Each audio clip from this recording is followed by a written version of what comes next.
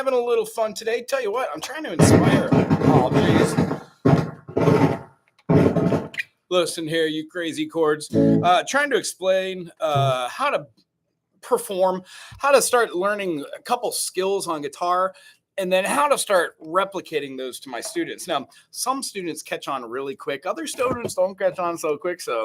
However, what I like to do is be able to influence them with playing and then be able to explain things in real fashion. So today, if you're hanging out with me, I'm going to be making recap videos for a couple of my students, explaining the process onto which they should look at music as being something you learn in steps, and then applying basic music foundations to that with very, very limited vocabulary so people grow in expectation of what they can be hearing. So what is this little thing? There's a little +1. What does that mean? Engage? I'm not going to engage anybody with Q&A. However, if you do have an opportunity and you would like to, maybe put a little money in that tip jar. And I could take some requests too while I'm not doing student videos. All right, here we go. 1 and a 2 and do.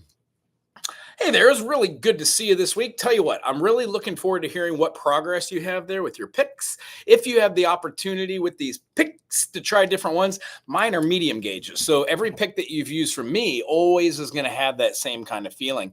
As far as like just engaging with a new pick, I would say try those little jazz ones. Those are great. Jazz 2s or 3s. And then I would also say do something along the lines of maybe like a thin gauge one. I like the ones that have the lines at the back that are a medium gauge up front, have a little crease, and then they have a thin at the front.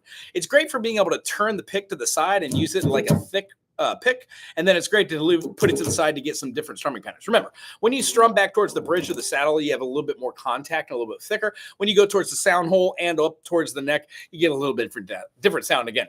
What I like to do is show you right now on a great way to utilize your pick. You can play something or you don't have to. Either way, when you're doing this, what's happening is you're engaging yourself with being able to see this as being downstrokes, upstrokes, or down upstrokes. One is called alternating picking. It's what you're going to use the most. Like most strumming is done like this on full strums with a plectrum strum. We just don't think of it that way because it's so fast. It just becomes a chord or a strumming pattern. But one of the really cool things we want to be able to do is explain this through the eyes of 1, 2, 3, 4, 1, 2, 3, 4. So when doing a downstroke, that's our 1. It's going to be the downbeat. It is our stroke that goes down. If you watch this channel, and I hope you do, or you remember one of your first 2 or 3 episodes here, we did something called a spider exercise and a teeter-totter. The whole reason for doing the teeter-totter, 1, 2, 3, 4, was to count out what our hands are doing up and down and then move our fingers in order. And eventually those in order things went away and we just started moving our fingers back and forth to that same shape, the triangle shape. And then if you did like a D dominant 7, well, our fingers get really good at playing that as well. Hi, Gemma. So when being able to practice, here's what we're looking for. Today we talked about C major. We talked about C pentatonic.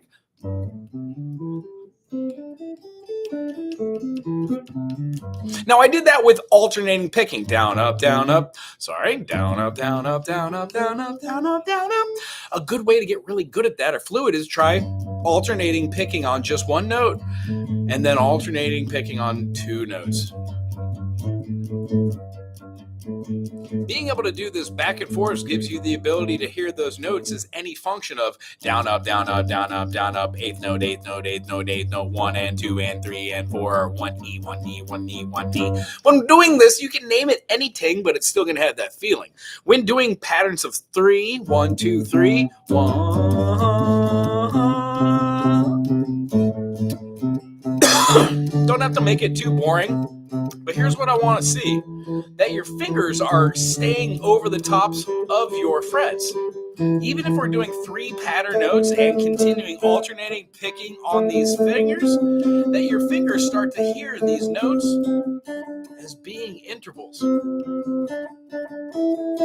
Least favorite there. Yeah. When you go up and you get all of your pentatonics up, maybe try them a little faster. As 4 notes.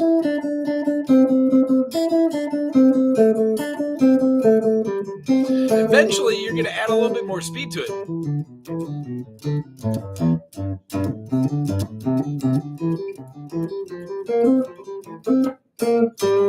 Switching in between major and minor pentatonic. So how to practice the practice of practice? Let's find out. C, D, E, F, G, A, B, C. When we play 7 notes in a diatonic scale and we get rid of our 4th scale degree and we get rid of our 7th scale degree, you betcha, we're going to have our 1, 2, 3, 5, and 6. That gives us our pentatonic no matter where we are. In the key of C, C, D, E, G, A, G. What it do? For you, it makes a lot of magic to do. Now, this is a full pentatonic, but it gets a little boring, right? So maybe we can involve a couple things that we've been doing. Practicing the practice of practice would allow us to see this is over the top of this spider exercise. So maybe do the entire Spidey. Starting on that note, let's hit those. 7, 1, 2, 3, 5, 6, 7, 1. We just used our arpeggio system and we arpeggiated it with the major 7th. Do you see how that made more of a melodic line? If we wanted to do just straight up arpeggios, 1, 3, 5, 1, 3, 5, 1, we can influence that also with the major 7.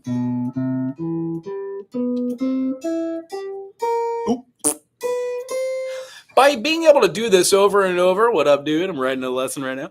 By being able to do this, we are simply putting ourselves in the position where everything we practice with our fingers at a slow pace and then a medium pace and a fast pace hopefully will come out while we're playing a chord progression. That's what we're gearing up to.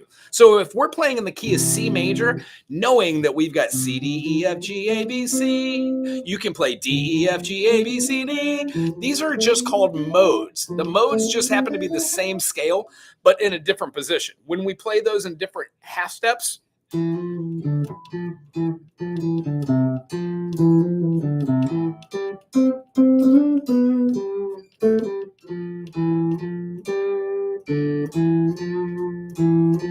no matter what melody we're playing one of those 7 notes. If accidentally we hit something that's not in the diatonic 7 notes, we're going chromatically. Every single note is right, hypothetically, because all notes are just tones. And what we're doing is we're shifting back and forth between things which have a good sound, which are called consonances, like our chords, our triads, and then dissonances whenever we alter that. So like a 1 to 7 doesn't sound great until you put the rest of the chord in there, then it sounds gorgeous. So the whole thing we're looking for is learning chords by name, utilizing our pick, and that's what I'm going to show you in this episode here, and then being able to see all the triads and all this theory we've been working on take form. Here's what I would practice this week.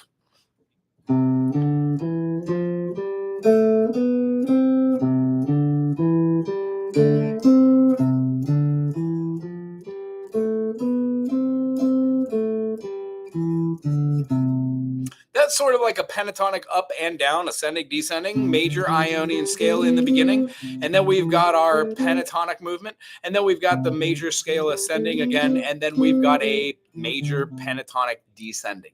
If you see that as going all around the fretboard, you could do it everywhere. 1, 2, 3, 4, 5, 6, 7, 1, 1, 1, 2, 3, 5, 6, 1.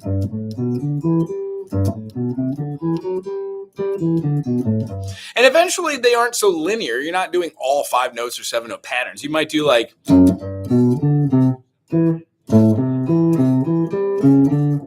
and what happens is by using a series of like notes outside the 7, using your pentatonics, and then using chord structures over the top of it, you start to develop melodies that work together.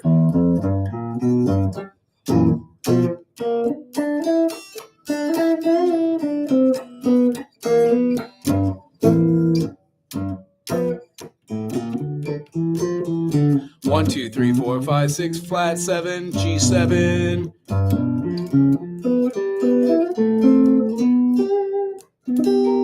We can talk about chord construction through the eyes of the triad. Today we talked about extended chords. Whenever we have another note added to it, it's just called an extension chord off of our triad. And the thing we're trying to talk about right now, when you practice the practice of practicing, have a set agenda.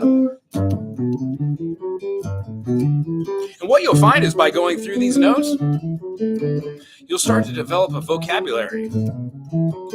even if that's something along the lines of like C, D, E, F, G, A, B, C, C, D, E, G, A, C, G, A, B, C, D, E, F sharp, G, G, A, B, D, E, G.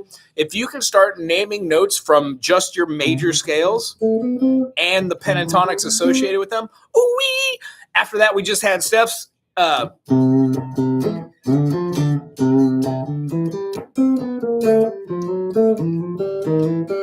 you start to hear what's good. I didn't like this, but I would do that up here to get some weird dissonances while hearing a B diminished into a C. Long story short, there's so many things that you and I could do musically, and it always starts off super slow. And then we're going to speed up. All right. So I'm going to do one of these mechanisms with you, and I hope you follow this one. And then I want to send you a backing track where you could just jam over the top and use pattern recognitions. One really cool thing you can do with your pick is learn how to do eighth note and then tuple it. So we have a 1, 2, down, up, down, up, down. Don't down, ducka down, don't down, ducka down, don't down, ducka down, don't down, ducka down. Try it with your spider exercise. Who's that? Hi, how are you? Trying different patterns over the top of it is really where it's at. Last thing we're going to do right here is one of those.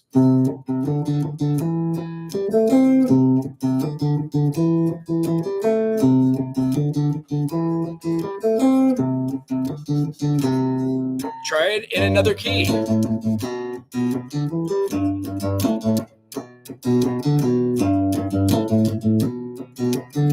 What you're really doing is looking for patterns that you can create.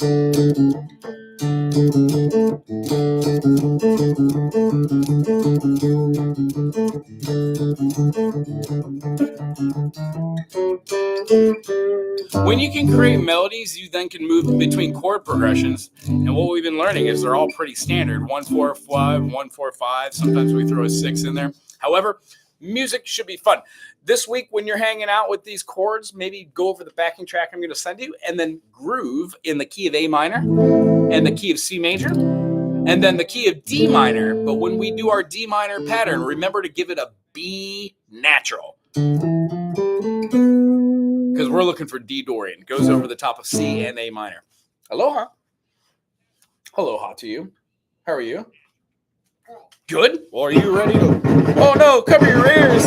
I've got a bad cable. Oh no! Oh no! I'll tell you what, folks. If you enjoyed this, put a thumbs up. I really hope you do. I'll be back a little bit later. Thank you for throwing a little money in my jar. I think you guys are super, super groovy. I appreciate you super, super much. As far as those of you who have a green name and a blue name and hanging out with me, that means you already support the channel, and I appreciate you very much. We'll see you for our next adventure in music. I hope you learned a little something fun about this. Aloha. I don't know how to end this. I hardly ever use this. Oh, there it is. Fun. Boom.